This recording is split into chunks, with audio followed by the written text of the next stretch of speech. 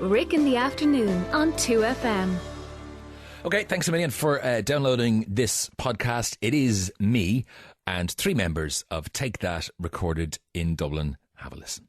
Nationwide. 2FM. We hoped and suspected there might be some interest, and we really wished for it, but you're exactly right, we didn't expect it on this scale. We couldn't have foreseen it.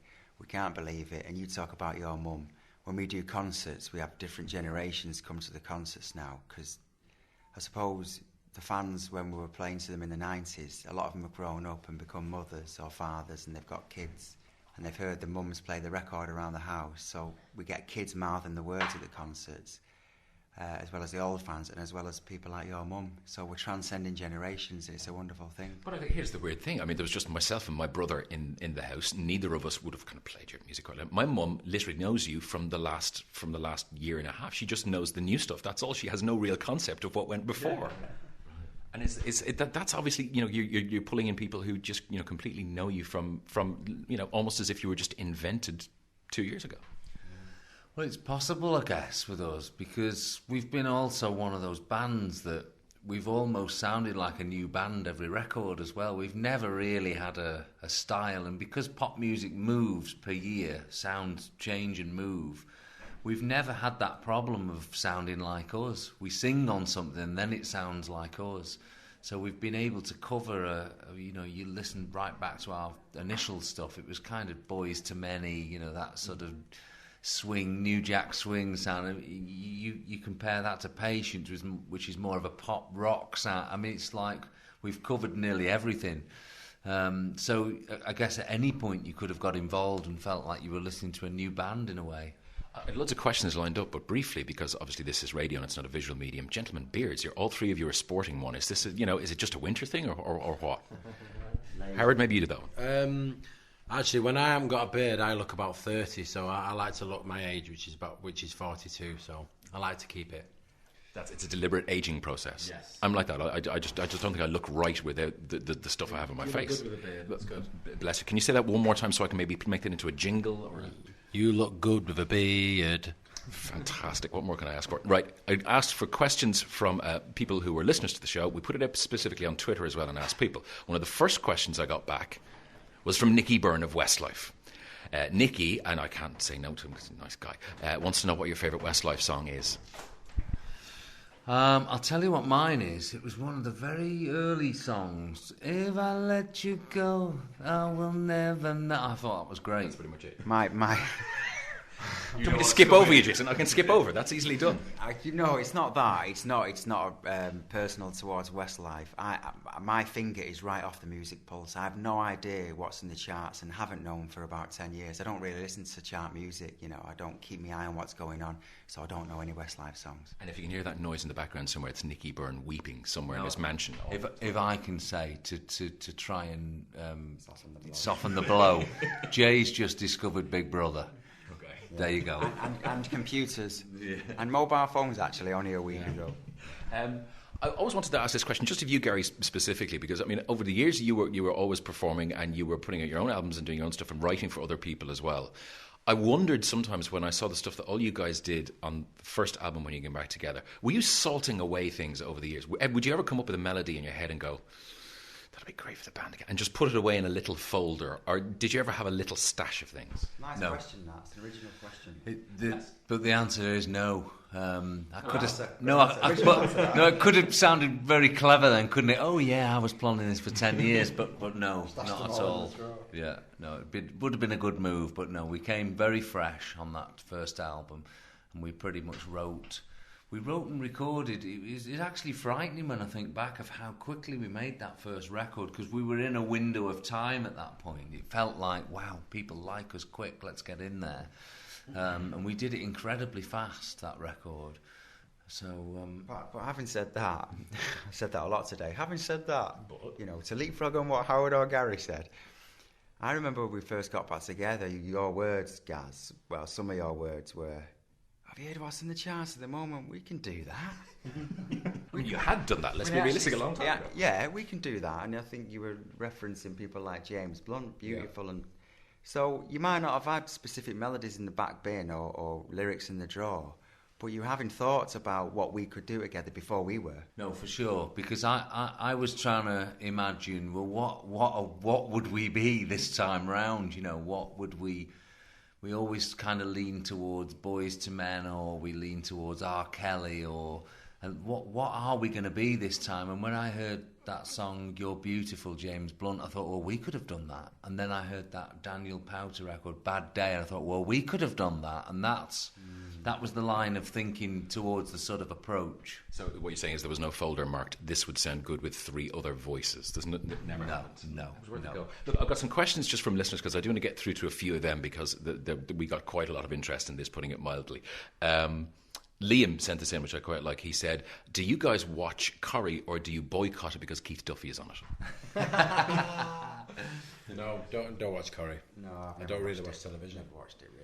No. I don't watch it, but I love Keith Duffy. Let me just say that. He is great fun. It's the headline, lads. We got that. Doesn't like Westlife, like Keith Duffy. Okay, good. Hill Bill was on saying, looking forward to the tour this year. As far as she knows, the way it's going to work is you guys are obviously performing as a 5-piece, that maybe you're going to be doing some songs where it's just 4 of you, and Robbie's doing some stuff by himself. Have you guys figured that out as to how you're going to be doing all that? You know what? It's dead exciting for us right now, because we're in that creative sort of time, that creative mode where we're trying to put ideas down for the tour. And yeah, Hillary is right. There's going to be sections where Rob's going to be doing his classic tunes, and we're going to be doing the songs we've done as a 4-piece. So even though the gigs are sold out, still to be decided. You'll get to that at some point between here and there. That is the scary bit always, though, because you put the tickets on so far in advance, way before you've even designed a stage or anything. You think, right, all these people have bought tickets. What are they expecting? You know, do they not know this is the instrumental tour? Yeah, I think sometimes when somebody sings a demo, for instance, they will be the one that ends up singing the final song. Or I suppose it's about pushing yourself as well, you know, to go in there, give it a go, and if yours doesn't sound as good as the other person's, then, you know, the other person may sing it. You want that song, you know, to be giving its best, really. I suppose you have to be quite comfortable around each other and like each other quite a bit for that, because or else it could be, you know, it could become one of those, you know, well, you know, my vocal is bigger than your vocal things. The song usually picks the singer, though. I mean, 80% of the time the song picks the singer. There was a couple of times on this last album where we're like, well, maybe we should try and even it out a little. You know, once you start stepping back and looking at the album from above, okay, there's not enough of me, whatever. But in general, there's usually not enough of me. Just for the record.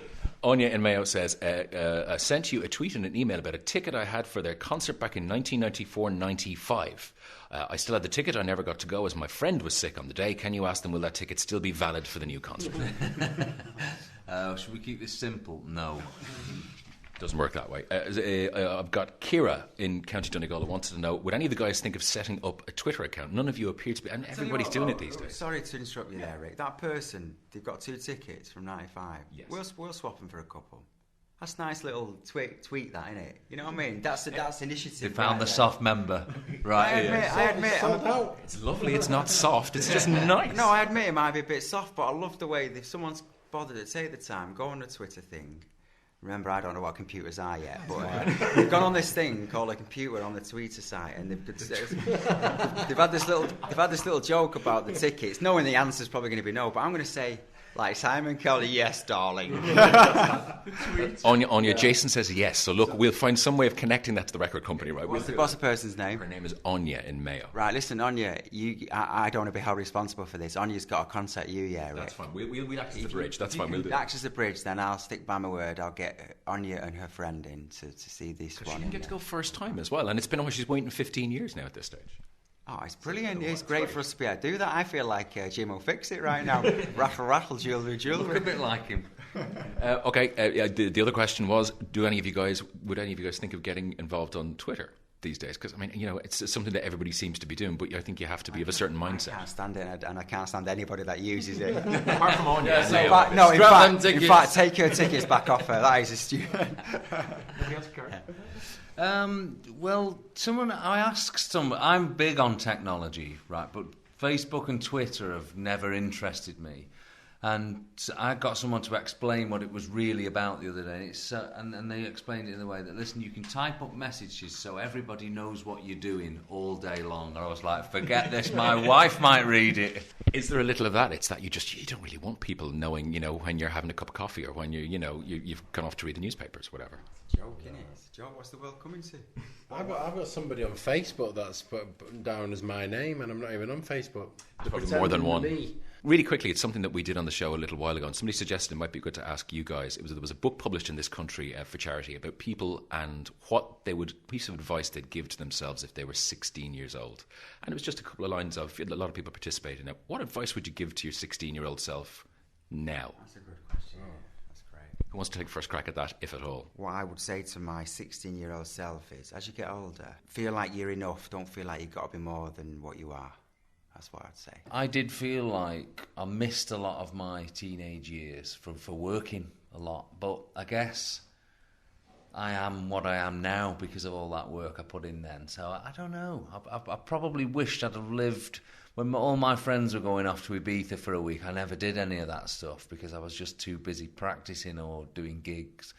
And I kind of wished I took a little bit more time out to grow up in those years. Mine's a bit boring. Mine's always tell the truth. But a great way to end an interview, nonetheless.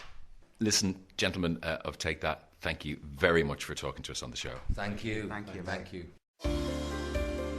Rick in the Afternoon on 2FM.